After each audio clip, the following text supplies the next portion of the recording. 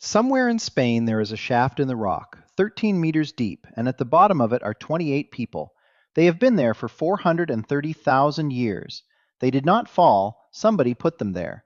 That is the oldest physical trace we have of humans doing something that makes no practical sense at all. And here is the part that should bother you.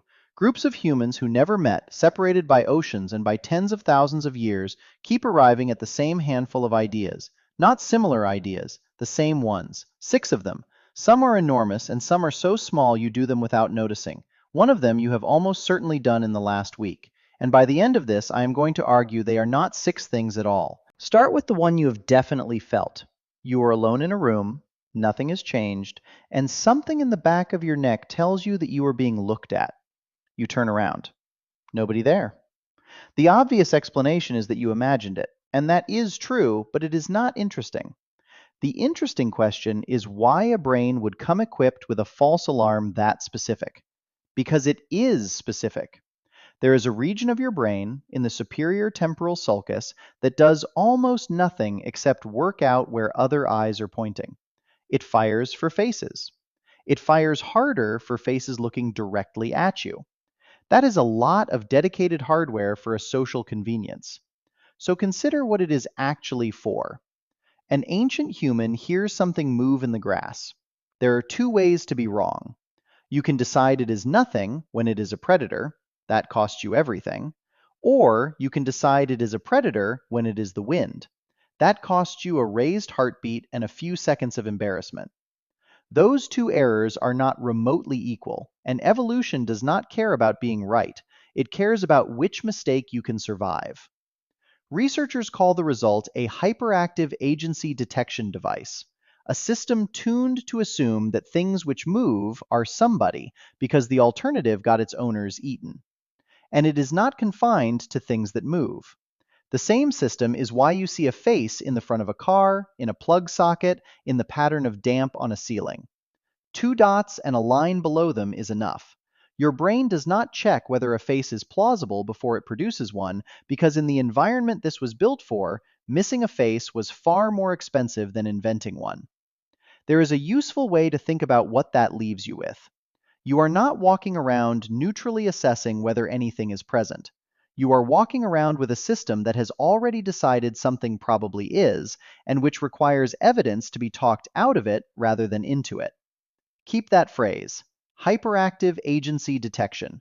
It is going to come back 5 more times, and each time it will be doing something that looks completely different. Now the small one. You say something hopeful out loud. The house sale is going through. Nobody in the family has been ill all winter. And before you have finished the sentence, your hand is already looking for something wooden. You do not believe it works. You do it anyway. Now look at where else it turns up. In Turkey, people knock twice and pull an earlobe. In much of the Middle East, a phrase is said instead. Across Latin America, Europe, South Asia, different objects, different words, same moment. Always immediately after somebody says something good out loud. That is a very strange thing for unrelated cultures to converge on. But watch what the behavior is doing rather than what it claims to do. Saying a good thing out loud is a moment of exposure. You have just put something you care about on the record, where, if the world contains anything that notices, it has now been noticed. The knock is not a request. It is a correction, a tiny act of taking it back. And there is decent evidence it does something. Experiments on superstition and performance have found that people allowed their small ritual do measurably better at the task afterwards than people who are stopped. Not because the ritual works, but because the person doing it has stopped feeling like they are at the mercy of the situation. There is older work pointing the same way. Studies on the illusion of control found that people who were allowed to choose their own lottery ticket valued it more highly than people handed one at random, for a draw where choosing changes nothing whatsoever. The sense of having acted is doing the work, not the action, which tells you the ritual is not really about the wood. It is about the moment just before it, the instant where you said something out loud and briefly felt exposed to whatever might be listening. And that is the second time in 2 segments that the behavior only makes sense if some part of you is treating the world as though it contains something that pays attention. In a field in Scotland, there is a line of 12 pits cut into the ground. They are about 10,000 years old, which makes them older than farming, older than pottery, older than every civilization you can name. They track the phases of the moon. That is the oldest calendar anybody has found, and it was made by hunter-gatherers with no writing and no arithmetic. So the practical explanation comes first, and it is correct. The sky tells you when the rivers rise, when the herds move, when the frost is coming. Any group that reads it accurately eats more reliably than one that does not. That accounts for the calendars. It does not account for what happened next, because separated societies did not just record the sky, they populated it. Take one cluster of stars, 6 or 7 of them, close together, hard to look at directly. In Greek, they are 7 sisters. In several Aboriginal Australian traditions, they are a group of young women pursued. Similar readings turn up in North America and in Asia. Different continents, no contact. Same handful of stars, and everybody decides they are people. And it is not only that they are people doing something, being chased, hiding, traveling together. The stars are not just given faces, they are given intentions and relationships, and a story that is already in progress before anybody looks up. You can see the same instinct in the objects people made. A bronze disc found in Germany, around 3,500 years old, shows the sun and the moon and a cluster of stars laid out on a dark surface, one of the oldest known attempts anywhere to draw the sky as a whole thing rather than record a single event. Somebody sat down and made a portrait of it. Nobody looks at a scatter of light and sees a scatter of light. A brain built to find agents finds agents, including in the one place where there is definitely nothing looking back. Somebody you have lost. At some point after they died, you said something to them, out loud or in your head or in a car by yourself. You know they cannot hear it. You did it anyway. This is not a minority behavior. Studies of bereaved people repeatedly find that somewhere between a third and a half report sensing the presence of the person who died, hearing them, feeling them nearby, catching them at the edge of the room. For most of the 20th century, clinical psychology treated that as a failure to let go, something to be worked through and dismantled. That changed in the 90s. A body of work on what researchers call continuing bonds argued the opposite, that maintaining a relationship with the dead is the normal outcome, not the pathological one, and that the people who do it are not doing worse. And once you look outside the clinic, the pattern is everywhere. Ancestor veneration appears independently on every inhabited continent. Food left out, names spoken on particular days,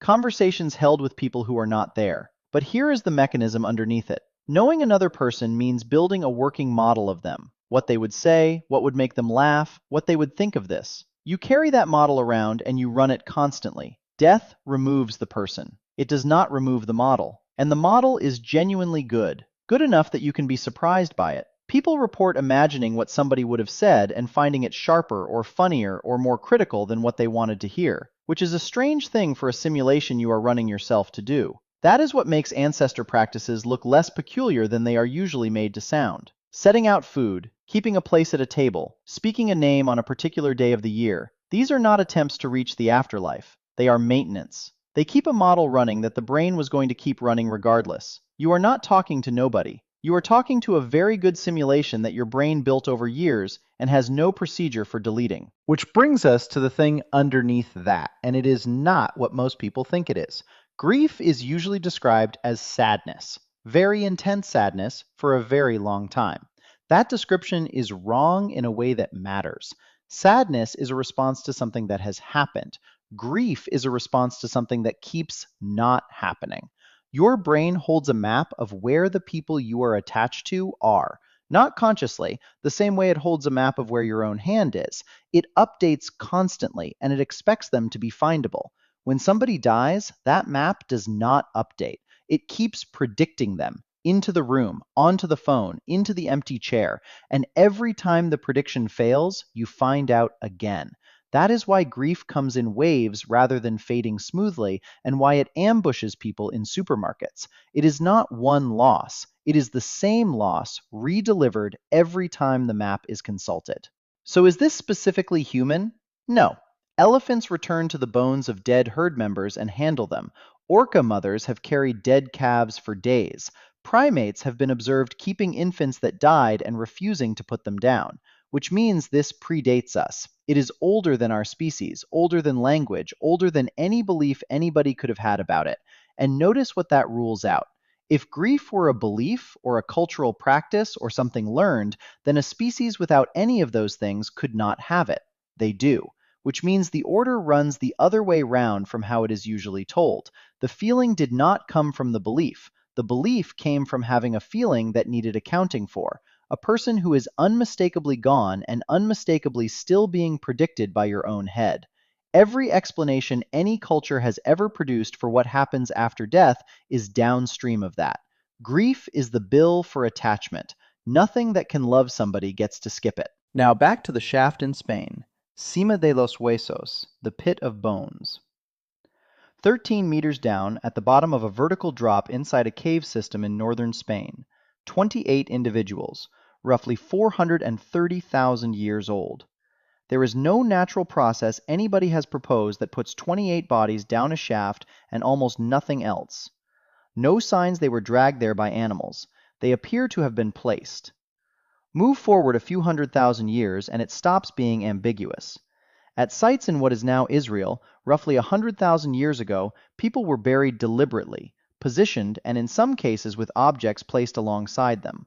Ochre, antlers, shells carried in from the coast. Somebody carried a shell inland for days to put it in a hole with a person who could not see it. Now, I want to be careful here. Intention is the hardest thing to prove in archaeology. A body in a pit is evidence that a body ended up in a pit. Everything past that, grief, ritual, belief in anything at all, is inference, and the field argues about it constantly. The Spanish site is disputed. A more recent claim about a different species burying its dead has been challenged hard by other researchers, and that argument is still live. What is not disputed is the pattern. Once burial appears, it appears everywhere, in populations with no contact, and it never stops. And there is one more detail from the Spanish site worth having. Among all those bones, the excavators found a single stone hand axe. Not a broken one, not a used one. An unusually fine piece of pink quartzite, the only tool in the entire deposit. It might have fallen in, it might mean nothing, but the people who dug it out named it Excalibur, and if you have ever wondered whether archaeologists are immune to the impulse this whole video is about, there is your answer. Every human society we have ever found does something with its dead. Not one has been discovered that simply leaves them. Not one has been found that treats a body as an object to be discarded, even where doing so would have been easier, safer, and more practical in every measurable way. So, 6 things. The feeling of being watched, knocking on wood, faces in the stars, talking to the dead, grief that will not resolve, and putting people in the ground with objects they cannot use. Invented separately, over and over, by groups who had no way of telling each other, they are not 6 beliefs, they are one piece of equipment. A brain that assumes movement is somebody, that builds working models of other minds and cannot delete them, and that keeps a map of where the people it loves are supposed to be. Point that equipment at a rustling bush and you survive. Point it at a room, a forest, a sky, or an empty chair, and you get everything else. None of this is a malfunction. It is the same machinery that let ancient humans cooperate and read each other and keep somebody alive who could not walk. The beliefs are what that machinery does when it is running with nothing in front of it. You are not broken. You are not weak. You are just ancient. Which of those 6 do you catch yourself doing? Put it in the comments. And if this changed what you assumed about the deep past, hit like and subscribe for more of the ancient reasons behind your modern life.